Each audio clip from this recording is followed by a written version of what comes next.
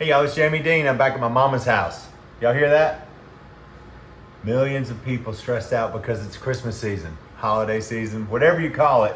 People tend to lose their minds. Relax. I've got you. If you're going to a dinner party, if you're having a dinner party, this is a delicious little appetizer you can put together in 2 seconds. So worry about all the thousands of other things. What folks are going to eat at your house this holiday season? I got you covered. This is a Brie. Who doesn't love good Brie? So we're gonna start with one small wheel of Brie, and I'm gonna cut this top off of here. You can either peel this or try to cut it really thin. I don't want this top part on here. So I'm gonna be careful. I don't wanna lose too much of what I paid for, so I'm gonna go really thin here on the top. And the reason why I'm doing this is because I need a little nest. I need a place where I can nestle in all my goodies that I'm gonna put on top of this. So in the center here, I think I'm gonna use my teaspoon measure. I'm just gonna scrape out a little bit, form a little bitty pocket. Now I don't wanna waste any of my Brie, so I'm gonna put this right here. I'm gonna put my Brie on top of that because I don't wanna throw it away. I was expecting it to go in your mouth. If I weren't having to talk, I might do that. So you see I've got just a little nestle spot right there. And I'm gonna we're doing the Brie in this casserole here. If you're gonna transfer it to something prettier to cook, bake it on a little piece of parchment paper so you can slide it off of there and put it on your serving container. We're just gonna do it straight here. In this bowl, which works out good, because once this cools down, we'll be able to ring our crackers right around this, and this is our baking and our service tray.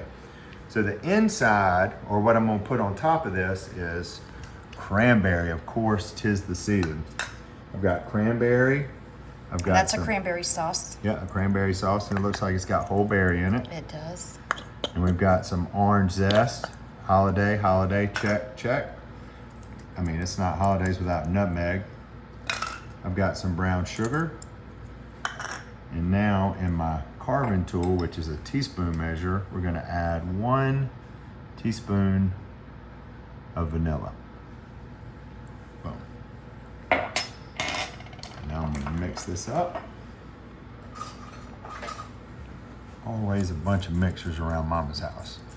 Brown sugar, nutmeg, cranberry sauce, orange zest. Did I say nutmeg already? And vanilla. And vanilla. I tell you, this is a little bonus tip for you. If y'all like cranberry as much as I do with your dressing around the holiday season,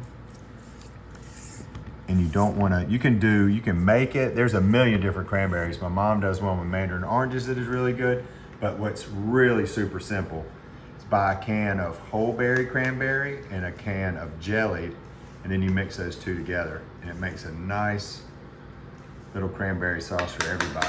So here we go. See how simple that is? Let's smell it.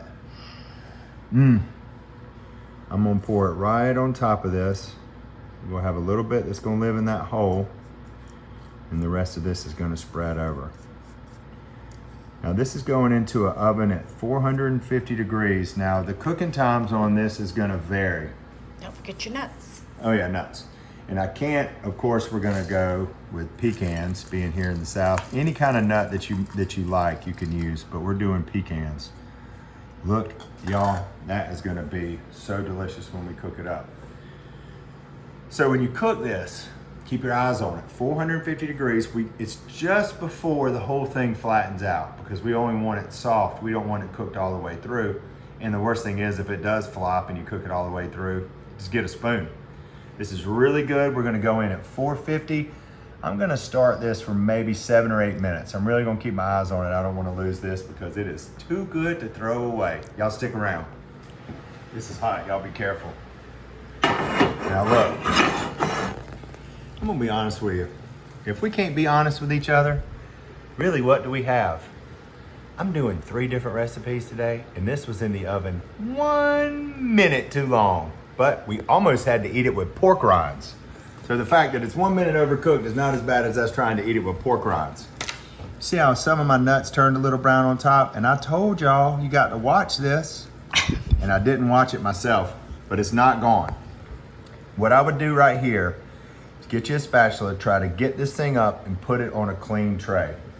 But I'm not gonna do any of that because what I wanna do is eat it. Now let me find a fork or a spoon. You know what you could do, Jamie? You could also toast those nuts beforehand and then just throw them on the top after. Well, Mom has a convection oven here, and that's a professional cooking oven, so her temperatures are always higher than what you might have in your regular oven at the house, and that was my fault. But like I said, I was doing a couple of different things. It is by no means burnt, but I would not be comfortable selling it because there's some of these nuts on here got a little dark. But you see how I still have, my brie is still standing up here. You do not want it to fall down. I know the center is super gooey and delicious and ready to eat. So this is our cranberry brie pecan spread. Now thankfully Mom did have some crackers. We don't have to eat this with pork rinds. We were this close to eating it with pork rinds. Let's see how it tastes.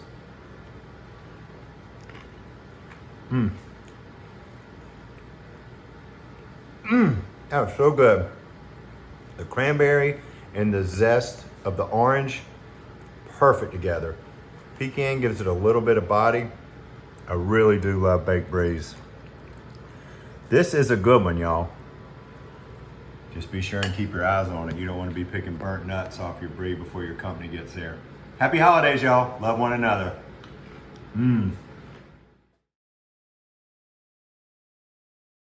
Hey y'all, it's Paula Deen. Now, if you enjoyed this video, be sure to like it and click the subscribe button as well as the notification bell to be alerted when I post a video.